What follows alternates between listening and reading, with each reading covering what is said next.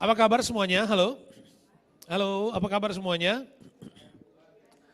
Waduh, masih kurang nih saudara ya. Apa kabar semuanya? Oke, tentu kita punya cerita yang berbeda. Kalau kita ditanyakan masing-masing, kita mungkin akan menceritakan pengalaman kita yang berbeda ini. Tapi saya percaya bahwa di dalam atau di balik pengalaman-pengalaman kita masing-masing, saya percaya ada cerita Tuhan tentang hidup kita yang ditorehkan di dalam buku kehidupan kita yang ada di sorga. Nah, marilah kita menyimpan setiap peristiwa kenangan apapun di dalam hidup kita untuk kita bisa merenungkan kembali akan kebaikan Tuhan. Nah, saudara yang kekasih di dalam Tuhan, pada hari Kamis yang lalu kita barusan merayakan hari kenaikan. Bagi kita yang tinggal di negeri ini bukan sebuah hari yang istimewa. Ini bahkan tidak disebut sebagai hari libur. Ya. Tapi kita bersyukur kita yang datang dengan latar belakang budaya Indonesia, negara kita di Indonesia, ya menempatkan hari kenaikan Tuhan Yesus Kristus sebagai hari libur nasional. Ya. Di beberapa malam sebelumnya, sejak kita memulai ibadah doa kita dalam rangkaian 10 malam berdoa. Saya sudah mengingatkan bahwa pengenalan kita tentang Yesus adalah sebuah pengenalan yang komplit. Kita tidak saja beriman kepada Yesus yang mati dan bangkit, tapi kita percaya dan beriman kepada Tuhan Yesus yang lahir, yang mati, yang bangkit, dan naik ke sorga. Nah, setiap peristiwa dari kehidupan Yesus selama dia ada di dunia memiliki makna yang sama. Sekalipun mungkin euforianya berbeda, karena kita lebih memberikan makna kemeriahannya di hari kelahiran, hari Natal. Ya. Tapi secara spiritual dia memiliki makna yang sama. Peristiwa kenaikan Yesus ke sorga adalah sebuah peristiwa penting dalam kehidupan iman kita yang percaya kepada Tuhan Yesus Kristus. Dan saya sudah bicara tentang hal itu di hari Kamis yang lalu. Sehingga hari ini saya tidak akan bicara khusus lagi tentang peristiwa kenaikan Yesus. Ya. Tapi adalah hal lain yang Tuhan letakkan di hati saya sejak beberapa minggu sebelumnya. Dan saya ingin supaya kita ingin melihat hal ini, sekalipun ini menjadi pesan yang klasik, tapi ini menjadi hal penting untuk menjadi reminder buat kita. Sehingga saya coba memberi judul, persiapkan pelitamu, persiapkan pelitamu. Ada subtitle yang saya taruh di atas sebenarnya. Kemuliaan Tuhan terbit atasmu. Dan ada picture yang cantik sekali di situ. Matius 25 ayat yang ke-7. Tentu kita bisa membaca mulai ayat yang pertama. Dan satu perikop itu. Tapi saya membaca terlebih dahulu ayatnya yang ke-7. Saudara ikuti. Gadis-gadis itu pun bangun semuanya, lalu membereskan pelita mereka. Gadis-gadis itu pun bangun semuanya, lalu membereskan pelita mereka. Saudara, kemudian kita lihat bahwa gadis-gadis ini kemudian disebut sebagai yang bijaksana. Bijaksana karena disebutkan oleh Alkitab di dalam ayat ini secara khusus dikatakan mereka bangun dan membereskan pelita mereka. Mereka bangun dan membereskan pelita mereka. Kita lihat sedikit latar belakang dari peristiwa ini. Kita baca ayat yang ke-6. Kita mundur di ayat yang ke-6. Waktu tengah malam terdengar suara orang berseru, mempelai datang, song-songlah dia. Mempelai datang, song-songlah dia. Saudara yang kekasih di dalam Tuhan Yesus Kristus, baca dari ayat yang pertama, ini bicara tentang 10 orang gadis. Yang kemudian dikenal ada 5 diantaranya disebut 5 yang bijaksana. Kenapa mereka disebut bijaksana? Karena mereka bangun dan mempersiapkan pelitanya. Sementara kelima yang lain berkarakter sebaliknya. berperilaku sebaliknya. Kemudian disebut 5 gadis yang bodoh. Untuk apa Alkitab mengangkat ke-10 gadis ini dalam hubungannya dengan menyambut mempelai laki-laki? Saudara, jadi kisah ini tentang 10 anak dara, 10 anak gadis yang menyongsong mempelai laki-laki. Dan kalau kita mengikuti pembacaan secara keseluruhan, maka pelita bagi mereka menjadi satu hal yang sangat penting untuk mereka bisa bersama-sama dengan mempelai laki-laki. Lalu kemudian kita mengerti di dalam pelajaran Alkitab, pelajaran teologia, bahwa mempelai laki-laki ini kemudian disebut adalah Yesus Kristus. Yang akan datang kembali sebagai mempelai laki-laki. Dan kita, gereja Tuhan, disebut sebagai mempelai perempuan. Jadi ada masanya kita gereja Tuhan, pada waktu Tuhan datang kembali, kita akan menyatu dengan mempelai laki-laki, yaitu pribadi Yesus. Itu di dalam pelajaran eskatologinya, kedatangan Tuhan Yesus. Tapi coba kita lihat dulu tentang pelita. Pelita yang menyala.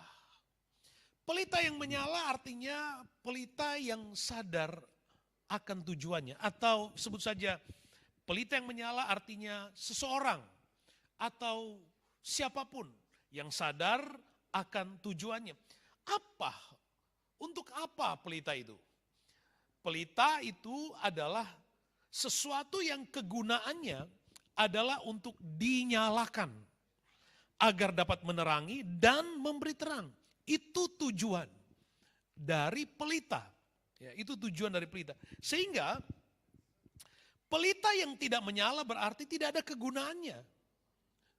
Karena waktu seseorang membuat pelita, maka yang ada di dalam pikirannya adalah satu waktu pelita ini akan berguna untuk menjadi terang. Satu waktu pelita ini dapat menyala dengan baik. Itu story-nya seperti itu. Jadi kalau pelita itu tidak ada nyalanya, berarti pelita itu tidak ada gunanya. Tidak ada gunanya. Sekalipun kelihatan cakep, cantik, dipajang, ya. Tapi kalau dia disebut pelita tapi dia tidak bisa nyala dan tidak menyala, maka dia tidak ada kegunaannya. Pelita yang bagus sekalipun tapi tidak menyala berarti mati. Coba kita bandingkan dengan Matius pasal 5 ayat 13. Di dalam Injil Matius 5 ayat 13, kamu adalah garam dunia. Jika garam itu menjadi tawar, dengan apakah ia diasinkan? Tidak ada gunanya selain dibuang dan diinjak orang. Alkitab berkata bahwa kita ini adalah garam dunia. Disebut garam dunia karena tugas dan fungsinya adalah memberi rasa. Memberi dampak, itu maksudnya disebut garam. Memberi rasa, mengenakan, mengawetkan. Itu fungsi garam. Nah kita disebut sebagai garam supaya kita hidup pada tujuan dan fungsinya. Garam. Tetapi kalau garam itu kemudian menjadi tawar dikatakan oleh Alkitab, dengan apa lagi dia akan diasinkan? Tidak ada lagi gunanya selain dibuang dan diinjak orang. Jadi kita lihat perbandingannya. Demikian juga dengan pelita. Pelita sama story-nya ketika dia dibuat pada awalnya. Garam juga seperti itu. Pada akhirnya dia harus memberi rasa, berdampak.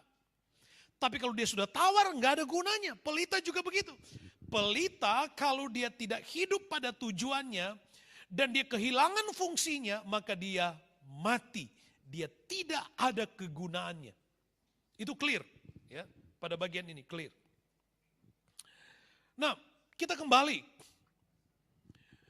bicara tentang 5 gadis bijaksana.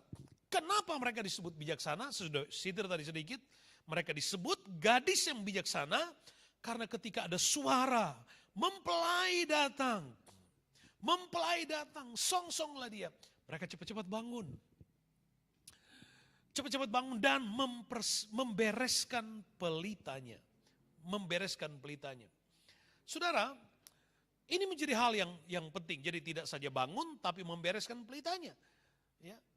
Dan juga tidak saja tentang membereskan pelitanya, tapi dia harus bangun.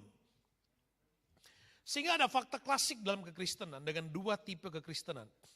Yang pertama, saya ingin sebut bahwa ada orang Kristen yang bergereja dan melayani dengan aktif, tapi tidak memperhatikan bagaimana ia harus hidup sebagai orang Kristen yang baik. Dia kelihatan sebagai orang Kristen yang baik karena melakukan seluruh aktivitas ya yang disebut kewajiban di dalam gereja. Tetapi tujuan akhirnya hanya sampai di situ, supaya saya terlihat sebagai orang Kristen yang baik. Tapi dia tidak memperhatikan hal-hal penting dalam tujuannya sebagai orang Kristen. Jadi kita percaya kepada Tuhan bukan saja tentang hidup kita sendiri, sampai kita mati, kita puji Tuhan, buka mata sorga. Tapi hidup kita sebagai orang percaya, kita punya tujuan Tuhan. Di samping tujuan Tuhan itu adalah untuk orang lain, juga tentu untuk diri kita sendiri. Nah, Alkitab mengatakan begini, Roma pasal 10 ayat yang kedua, sebab aku dapat memberi kesaksian tentang mereka bahwa mereka sungguh giat untuk Allah, tapi tanpa pengertian yang benar. Kenapa kita mengadakan doa selama 10 malam? Ya. Kenapa? Alkitab menceritakan tentang sikap dari murid-murid Tuhan yang menantikan janji Bapa. Yesus naik ke sorga pada hari yang ke-40 sejak dia bangkit. Lalu pada hari ketika Yesus naik sorga, sebelumnya dia pesankan kepada murid-muridnya, kamu tunggu dan jangan tinggalkan Yerusalem sampai kamu dipenuhi dengan kuasa dari tempat yang maha tinggi. Itu pesan. Tunggu kamu, jangan tinggalkan Yerusalem. Lalu selama 10 hari, murid-murid itu berdoa, mereka tunggu, berdoa. Sebab di Kisah Rasul 1 ayat yang ke-8, nanti kita baca juga itu, ada pesan penting di situ. Mereka menanti. Nah, pada bagian ini yang saya ingin katakan kepada saudara, bahwa orang Kristen atau kita sebagai orang percaya, tujuan akhir hidup kita tidak saja sampai kepada disebut atau merasa orang Kristen yang baik. Tujuan kehidupan kita tidak hanya sampai menjadi pelita yang terlihat bagus. Tapi tujuan kehidupan kita sebagai orang percaya harus menjadi pelita yang menyala.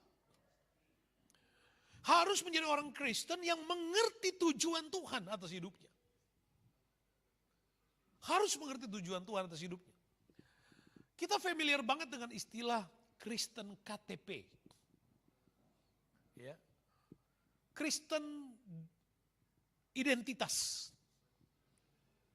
Semua orang, apalagi di Australia, kalau ditanya dan dipaksa, orang, saudara-saudara kita di bangsa ini akan menyebut lebih muda, akan menyebut Kristen semuanya. Untung aja di sini nggak ada KTP kayak di Indonesia. Harus ada kartu tanda penduduk dan harus ada agamanya, agama apa. Tapi bukan itu tujuan kita, nggak sampai di situ tujuan kita. Tujuan kita adalah mengerti, perhatikan kalimat, di dalam 5 gadis bijaksana mereka bangun dan membereskan. Jadi bukan cuma bangun, semangat ke gereja, semangat melayani, bukan. Tapi membereskan, ini loh yang saya maksud tadi. Mereka membereskan pelitanya. Jadi kekristenan bukan cuma jadi orang Kristen yang baik, tapi membereskan pelitanya. Supaya pelitanya dapat menyala. Sementara tipe yang lain, tipe yang kedua adalah, ada orang Kristen yang nampak hidupnya baik-baik saja. Karena filosofinya yang penting kan berbuat kebaikan. Yang penting kan gak nyakitin orang. Yang penting kan hidup ini sudah dinikmati aja gitu. Ada orang yang punya prinsip hidup seperti itu. Tapi dia tidak bertumbuh pada pengetahuan dan pengalaman, tidak ada kerinduan tentang Tuhan. Sehingga ada orang yang di Indonesia, di sini memang benar, di sini memang nggak ada. Nggak ada kalimat selanjutnya. Ada cerita begini. Ada suami nggak ke gereja dan hanya titip persembahannya ke istri. Ma tolong titip persembahannya. Tapi suami itu nggak ke gereja. Sudah mama aja titip doa ya. Dan merasa itu sudah cukup untuk mewakili imannya. No, sama sekali enggak. Orang Kristen harus bertumbuh sampai dia memahami apa tujuan hidupnya. Tidak saja menjadi pelita, tapi harus menjadi pelita yang menyala. Harus jadi pelita yang menyala. Nah, makna kelima gadis bijaksana, mereka bangun dan mempersiapkan pelita mereka. Di dalam arti yang sebenarnya dari mempersiapkan di sini adalah to put in order, make ready. Itu artinya. Mempersiapkan. Jadi waktu ada suara mempelai datang, song-songlah dia. Mereka mempersiapkan diri. Anytime datang, mereka sudah siap. Mereka siap. Nah, mari kita bertanya di dalam diri kita dan melihat di dalam diri kita masing-masing. Bagaimana kita mempersiapkan pelita kita. Oke, saya ingin menyebut kita semua adalah pelita. Kita semua adalah pelita. Pelita yang keren, bagus. Tapi apakah kita menjaga, merawat, membereskan pelita kita? Makna membereskan pelita itu supaya pelita itu bisa menyala. Pelita itu bisa menyala. Membereskan pelita di sini, mereka persiapkan supaya pelitanya ada apinya, ada nyalanya. Makanya Alkitab berkata, Roma 12 ayat yang ke-11 berkata begini. Roma 12 ayat 11. Janganlah hendaknya kerajinanmu kendor. Biarlah rohmu menyala-nyala dan layanilah Tuhan. Janganlah hendaknya kerajinanmu kendor. Biarlah rohmu menyala-nyala. Bukan cuma menyala. Bukan hanya sedikit percikan api. Tapi menyala-nyala, kata Alkitab. Biarlah roh kita menyala-nyala. Nah, yang dimaksudkan oleh Alkitab pada bagian ini adalah seperti gadis bijaksana tadi. Mereka mempersiapkan pelita mereka sehingga mereka menyala-nyala. Ada api, ada terang, ada fungsi yang dijalankan, ada tujuan yang dijalankan. Dan biarlah kita mengerti bahwa pelita hidup kita harus menyala. Harus menyala. Kita tidak boleh berhenti jadi pelita yang kelihatan bagus. Tapi kita harus jadi pelita yang hidup sesuai dengan tujuannya. Hidup sesuai dengan tujuannya. Pelita pada tujuannya, yang pertama saya catat di sini adalah, saya sudah singgung juga tadi, adalah terang yang bercahaya. Matius 5 ayat 16. Tujuan dari pelita yang menyala, tujuannya adalah Matius 5 ayat 16. Demikianlah hendaknya terangmu bercahaya di depan orang. Bukan pelita yang dinikmati sendirian. Demikianlah hendaknya terangmu bercahaya di depan orang supaya mereka melihat perbuatanmu yang baik dan memuliakan Bapamu yang di sorga. Ini loh saya katakan tadi. Pelita itu harus hidup pada tujuannya. Kenapa dia harus menyala? Karena dengan pelita itu menyala, orang akan memuliakan Tuhan.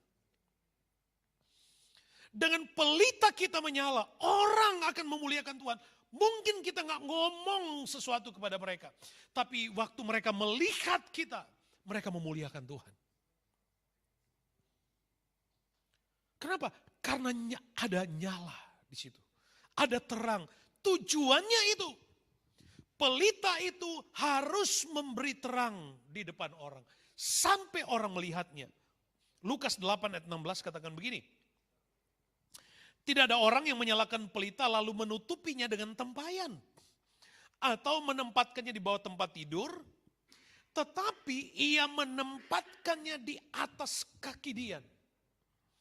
Supaya semua orang yang masuk ke dalam rumah dapat melihat cahayanya.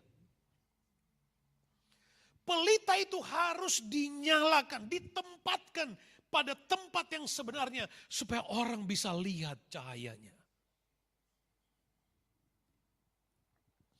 Saya mau katakan begini, di dalam keluar atau kita punya circle terdekat kita, di mana kita sudah berusaha sebaik mungkin untuk membawa mereka mengenal Tuhan, tapi kita masih belum bisa melihat itu. Saya mau katakan begini, berdasarkan Alkitab kita pelajaran hari ini, jadilah terang. Biarlah pelitamu menyala. Biarlah pelitamu menyala.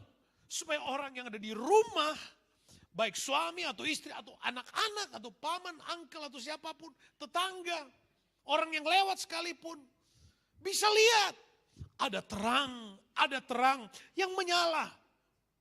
Dan orang akan memuliakan Tuhan. Ini loh tujuannya. Dan pelita yang menyala itu harus menyala terus menerus. Kalau kita belajar lebih jauh dalam pelajaran tabernakel Musa, itu bagus sekali. Ya. Dari masuk ke halaman, ada mezbah korban, ada kolam pembasuhan di situ. Masuk ke halaman berikutnya, ke ruang kudus.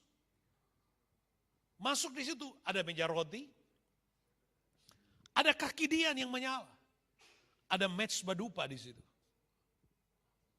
Ada kaki Dian yang harus menyala.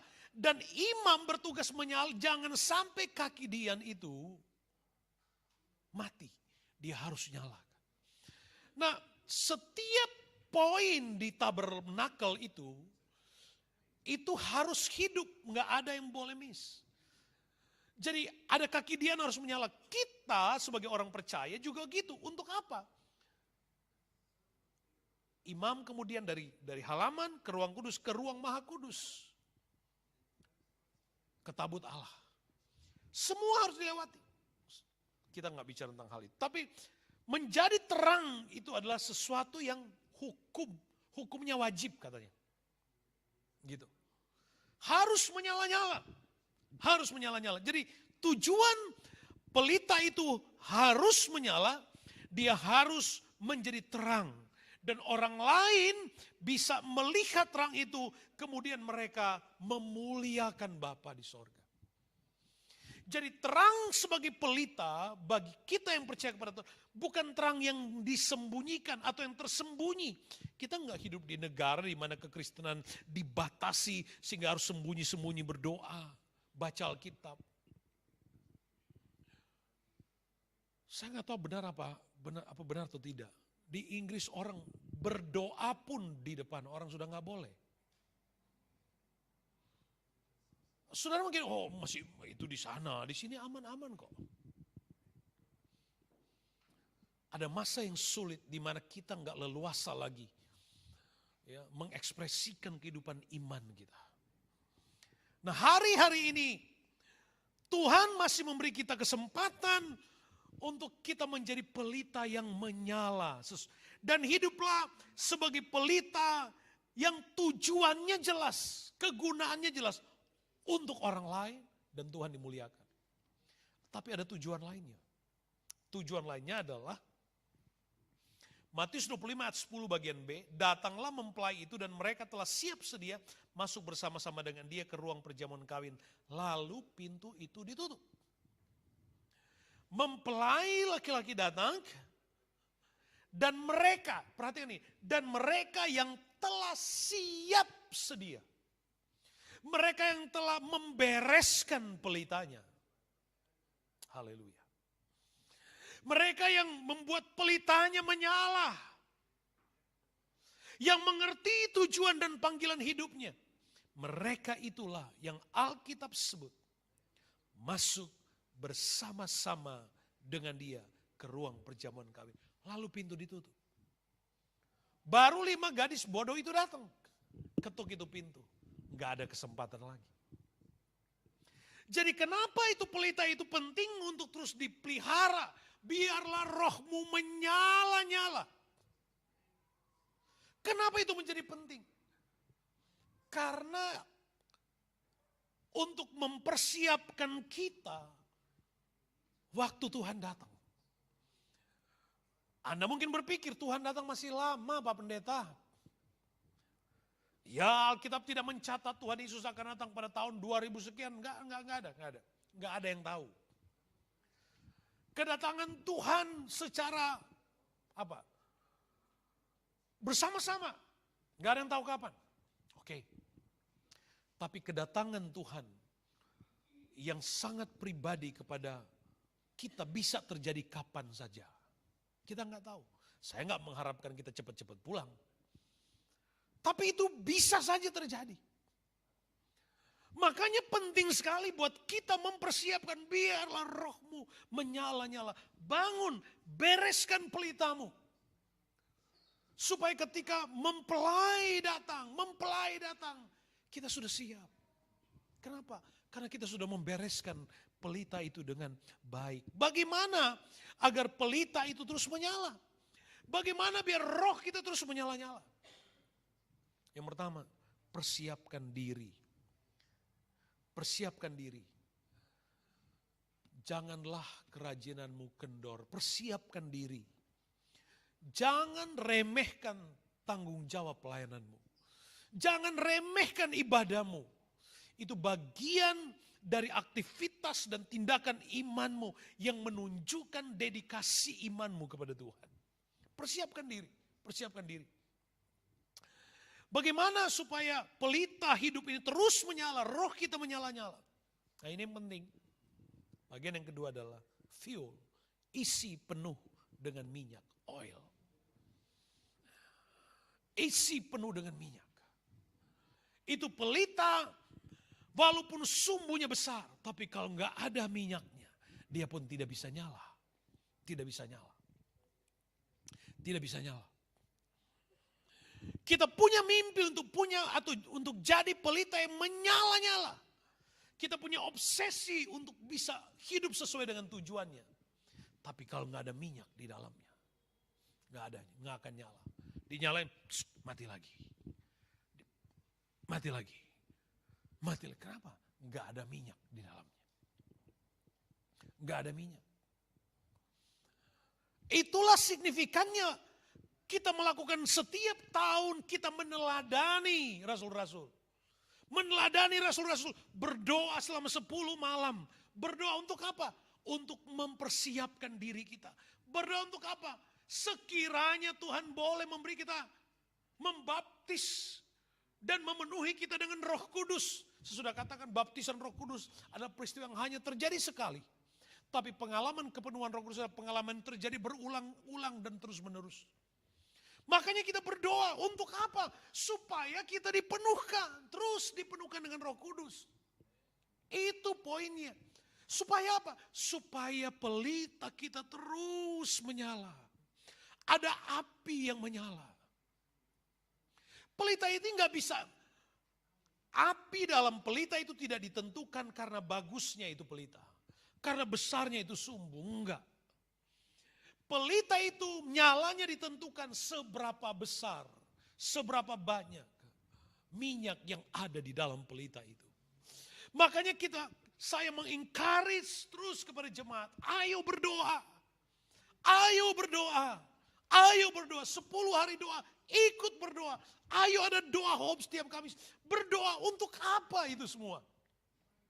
Supaya pelita kita punya minyaknya. Supaya pelita kita punya minyaknya. Kita akan dengan bangga berkata, biarlah rohmu menyala-nyala. Kenapa? Karena kita pun menyala-nyala di dalam Tuhan. Kita bangun bangun, bicara tentang kerinduan, hasrat, mau datang berdoa. Persiapkan, bereskan hidup kita.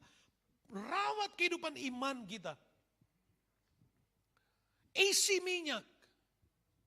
Kita suka nyanyi, isilah Tuhan bejana hidupku. Isi Tuhan. Kita minta, penuhi sekarang Tuhan. Kenapa lagu itu diciptakan? Penuh apa yang mau dipenuhi?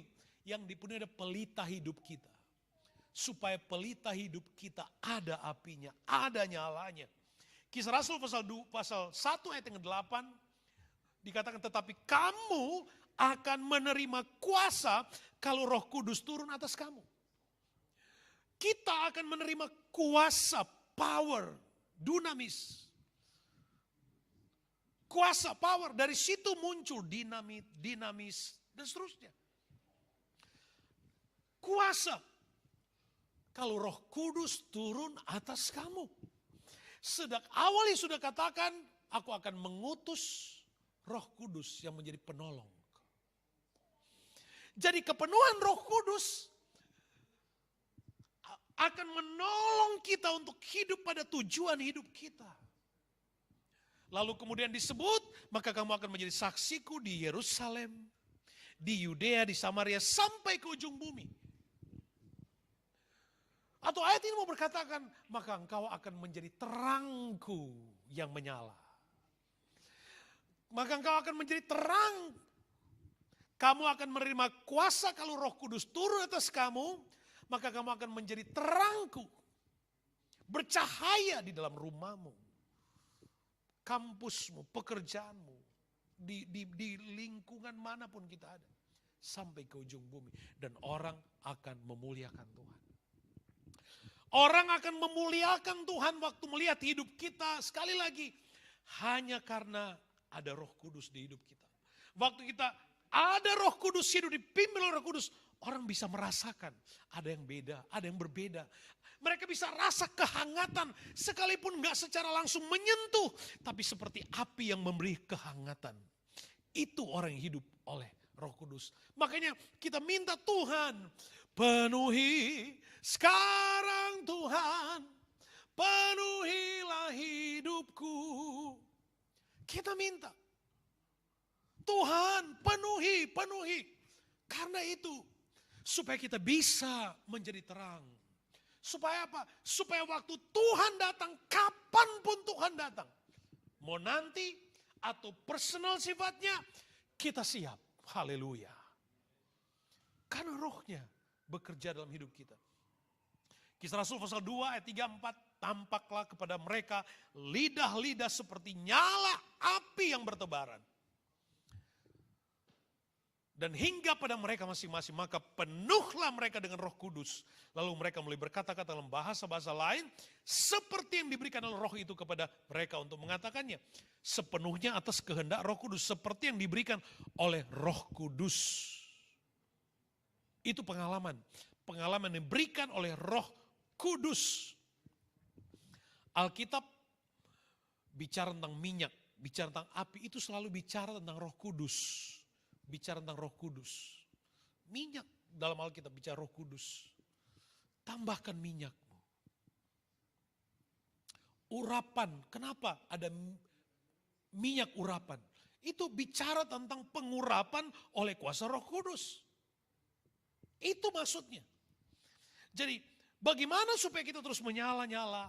Enggak ada cara lain. Yang paling penting di hidup kita. Hidup dipenuhkan dengan Roh Kudus. Enggak ada cara lain. Harus penuh dengan Roh Kudus. Bagaimana kita untuk, tentu kita penuh Roh Kudus bukan nanti di 10 hari doa ini. Tentu Tuhan bekerja berdasarkan waktunya. Kapan aja Tuhan mau. Kalau saudara punya kehidupan doa yang lebih dedicated dibandingkan dengan 10 hari doa yang kita lakukan 10 malam, it's okay. Mungkin saya bilang okay. Tapi kalau enggak, dan 10 hari ini Anda tidak manfaatkan dengan baik. Saya nggak tahu lagi mau ngomong apa.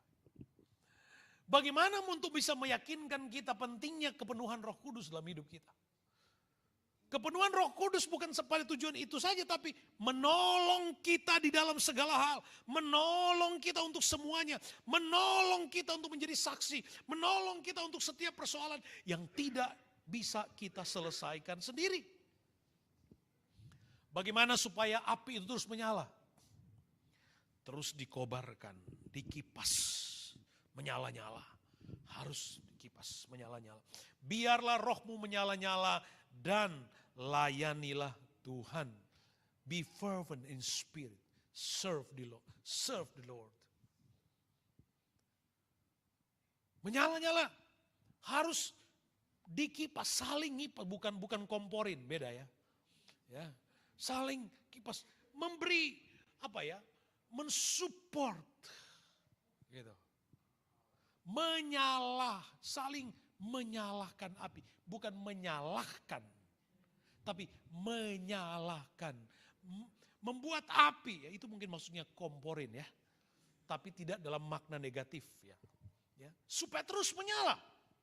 Makanya Alkitab katakan Efesus 4 ayat 2, hendaklah kamu selalu rendah hati, lemah lembut dan sabar. Tunjukkanlah kasihmu dalam hal saling membantu, berusaha memelihara kesatuan roh oleh ikatan damai sejahtera. Ini penting. Jadi orang yang mau mengencourage orang lain. Jadi teman yang baik, jadi teman yang bisa membuat orang semakin maju dalam Tuhan. Jadi teman yang bisa buat orang semakin cinta Tuhan. Bukan jadi orang yang melemahkan. Jangan jadi orang Kristen yang melemahkan sesamamu. Anda tidak buat dia bertumbuh. Jadi orang Kristen yang seperti kipas, nyalakan api, motivasi, encourage, bangun semangatnya. Itu yang paling penting. Kalau kita bisa membuat orang lain menyala-nyala, kenapa kita harus buat dia kehilangan semangat? Itu seperti mematikan apinya. Kalau memang nyanyinya tidak sebagus kamu, nggak usah bilang kamu jelek banget sih nyanyinya. Kalau main musiknya mungkin tidak sebagus yang lain, it's okay, kamu gak usah, kamu jelek banget. Encourage, sudah puji Tuhan ada yang nyanyi. Udah puji Tuhan ada yang main musik. Saling membangun satu, tunjukkan kasihmu dalam hal saling membantu. Berusaha memelihara kesatuan roh oleh ikatan damai sejahtera. Jadi biar api itu tetap menyala, biar pelita kita tetap menyala, bereskan pelita kita. Dan membereskan pelita itu harus ada minyak. Harus ada minyak. Harus ada minyak. Dan mau melayani Tuhan. Kesatuan sebagai gereja Tuhan itu menjadi penting.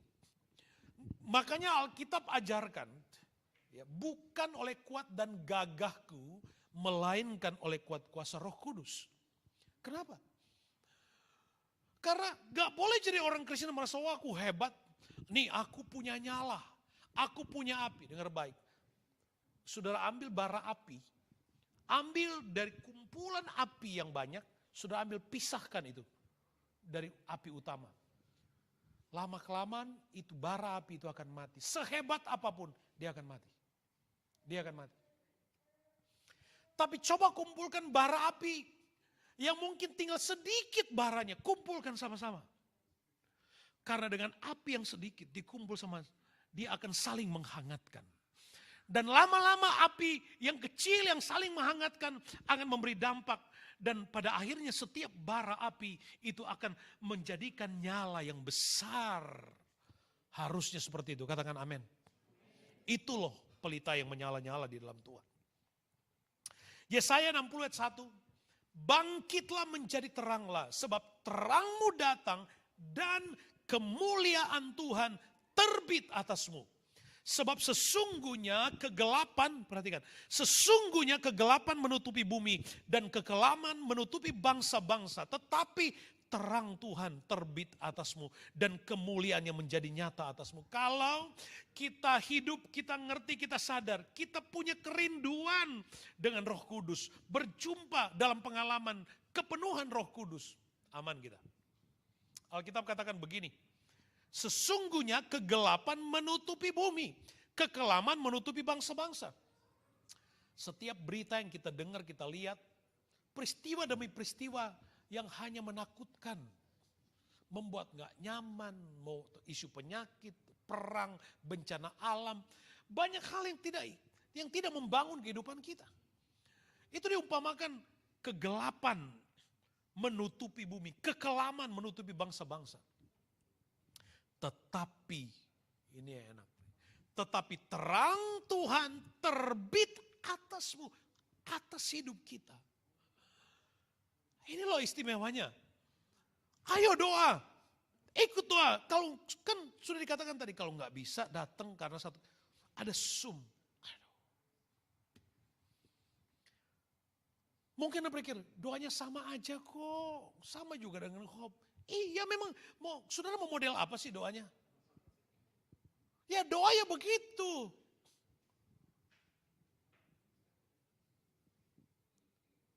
Doa, doa, doa.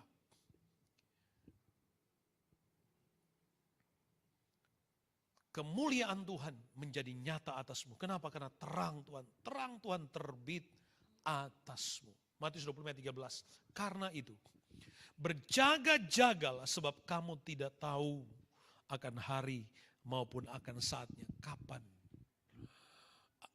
mempelai itu akan datang. Kita nggak tahu. Hari ini seperti ada suara. Mempelai datang, song-songlah dia. Setiap kebenaran firman yang Anda dengar itu seperti suara yang sama. Mempelai datang. Berapa banyak kita yang mau membereskan pelita.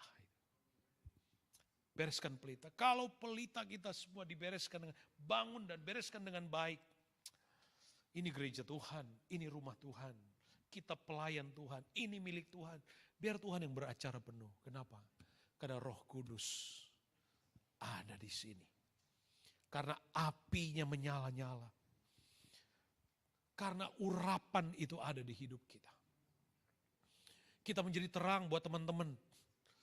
Biarlah teman-teman saudara, teman-teman keluarga kita akan terus bisa menikmati terang di hidup kita. Nyala api di dalam hidup kita. Ayo semakin bersekutu supaya apinya dapat. Doa 10 malam, doa. Elders dia camp, paling penting tuh. Ikut doa. Pelayan-pelayan, ikut doa. Gak bisa datang, ikut Zoom. Saya masih akan lebih terima kalau saya bisa lihat namamu di Zoom. Mau Anda mau sembunyi kayak, mau di mana, mau buka Zoom aja Anda tinggal nonton Korea, drakor, itu urusan Anda. Tapi kalau saya bisa lihat nama Anda ada di situ, waduh. Paling tidak namamu ada di bara api itu loh, sama-sama menyala dalam Tuhan. Amin. Haleluya. Saya tidak sedang menuduh yang off cam ya. Tapi itu tanggung jawabmu dengan Tuhan. Haleluya. Puji Tuhan. Kita bangkit berdiri bersama.